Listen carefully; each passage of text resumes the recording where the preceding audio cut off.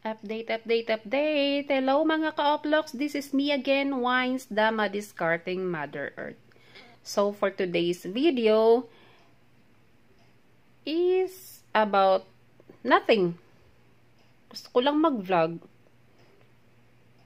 Today is June 1, 2025. Nasa kalahatian na po tayo ng taong 2025. So kahit papano may nag-improve naman sa atin. So, i-reveal ko naman po dito ang aking TikTok income for the month of May 2025.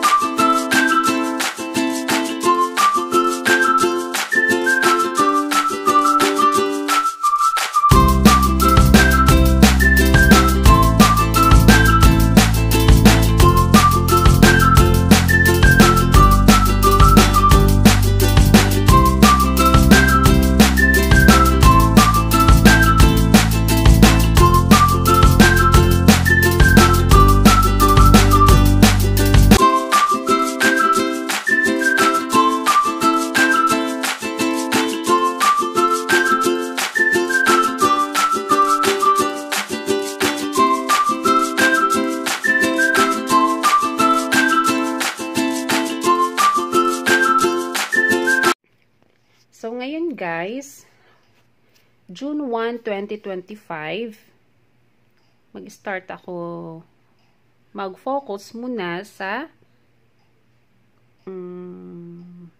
Shopee Live ko. Kasi, sa totoo lang din naman po talaga, instant naman talaga si Shopee Live na 600 pesos. Kung sisipagan. Dahil nga, may kailangan akong bayaran for 5 months para sa anak ko, ang aking kita ay dun muna mapupunta. Kulang pa nga. So, kailangan kong grind pa ng grind. So, may alam ba kayo guys na extra income na pwedeng pagkaabalan natin kahit tayo ay nagtatrabaho? Kailangan kasi natin yan ngayon guys sa aking Popo, idadagdag ko din yan.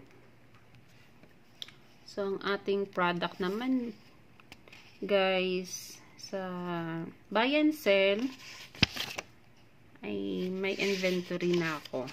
For the month of May, for the month of May, ang puhunan ko ay 300. 300. Ay, wait lang. 300. Ay, no. 226 ang puhunan ko. 226. Then, for the month of May, sa ating product, ang kinita ko sa 226 na puhunan ay 679. 679, guys. So, may, diba, konting push. Pero, kahit pa paano, lumagpas siya. Diba? 246. Naging triple. So, ngayong June, July, August, September, October. Ay, thank you. Hindi siya umabot ng December kahit papano. Siguro kahit papano. October, June, July, August, September. Sana September or by October matatapos ko. Kasi yung ano ko is 6 months. Pero sabi ko nga, gusto ko matapos ng maaga. Kaya kailangan natin mag-grind. So, dun tayo ngayon magpo-focus sa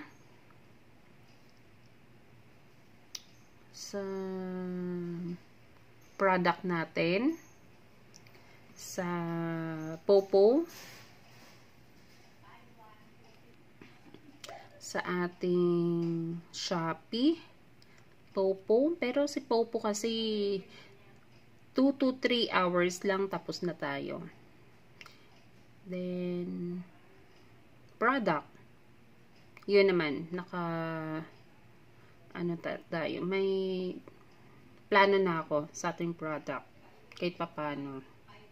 Okay naman yung kitaan naman pagdating ng mga araw. Syempre, hindi pwede na magninegosyo tayo na walang plano. Kailangan andun yung disiplina, andun yung pagtitipid, sakripisyo, kasama na yun, guys. So, by June 30, mag-update ako ulit sa inyo. Kasi nag-inventory na ako, guys, ng ating product. Then, may another side hustle pa po ako na confidential. Pero kahit pa paano, okay naman. Kahit wala akong ginagawa, kumikita siya. So, yung more on re-reveal ko lang po, TikTok. Okay naman po yung kitaan ko sa TikTok kahit hindi ko masyadong natutukan. So, ngayon, for the month of June, July, August, September, October, magpo-focus po muna ako sa aking product and Shopee Live. Yun. So, sa ating Shopee Live, nag-apply din po ako as affiliate. Matagal pala dun ma-approve. Not sure lang kung ma-approve tayo. Pero okay lang. Thankful pa rin kahit papano, kumikita pa rin naman tayo sa Shopee kahit hindi tayo affiliate. So, ituloy na ulit natin, guys. Kasi may mga tumatawag na mga ka-uploads. So, yun nga. Sa ating ibang extra income, confidential, ayoko naman masyadong maging open. So, yun lang. Buy and sell, kahit paano, kumikita talaga. Yun yung sinasabi na may kita sa pagtitinda. Wag na wag kang mahihiyang magtinda. Dahil bilang isang negosyante, hindi kikita ang isang kumpanya. Oh, di ba? Kumpanya na. Pero huwag tayong tumigil mangarap. Libre lang ang mangarap. Pasobrahan na natin. Ayun naman, paano nakakatulong ang ating side hustle. Bilang madiscarding Mother Earth, iwasan ang sugal. Yan talaga. Pero, in fairness, nag-open ako ng playtime. Nang dahil nga, merong spin, tinatsaga ko ang 30 pesos. Piso-piso araw-araw. O, di, kahit papano, diba?